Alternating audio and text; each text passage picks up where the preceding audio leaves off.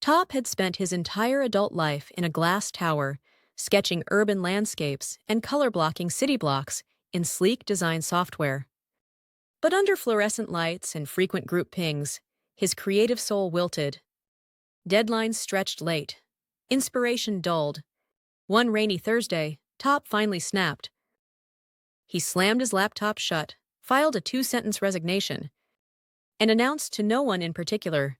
I'm going to live simply and grow veggies.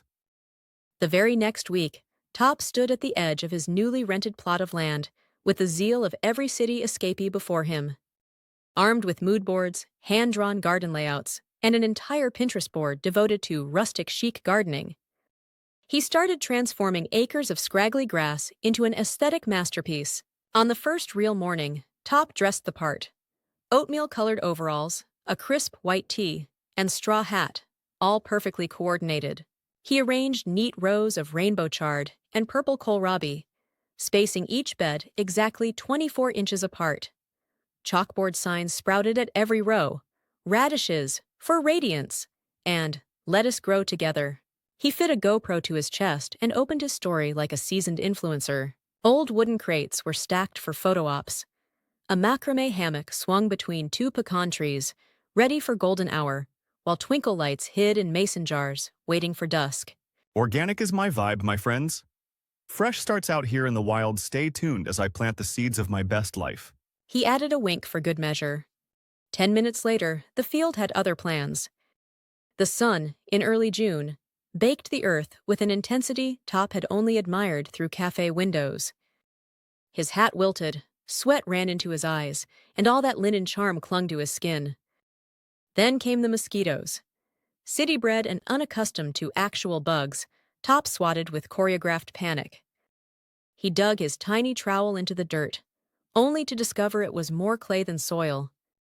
Each step toward his artfully painted signposts revealed an anthill or unexpected puddle. A dragonfly buzzed his ear. He shrieked and stumbled sideways, colliding with the adorable crate display. He righted himself, only to slip on muddy grass and spin, arms pinwheeling, directly into the old catfish pond that glittered like a jewel in all his photographs. His GoPro bobbed above the water. Top surfaced, spluttering, caked in mud and strands of pondweed, mosquitoes still circling. Somewhere, his phone continued to record. He threw his hands in the air and bellowed. Real life is not Pinterest. The noise startled a heron, which dropped a fish on his sandal. Top, now the textbook definition of rustic aesthetic gone rogue, watched his camera tumble off the crate and into the pond with a final dramatic splash. And so ended day one, sunburnt, bitten, and humbled by a field that cared nothing for color palettes or hashtags. But as he sat on the grass, drenched in sputtering laughter, Top realized, at least it made one unforgettable story.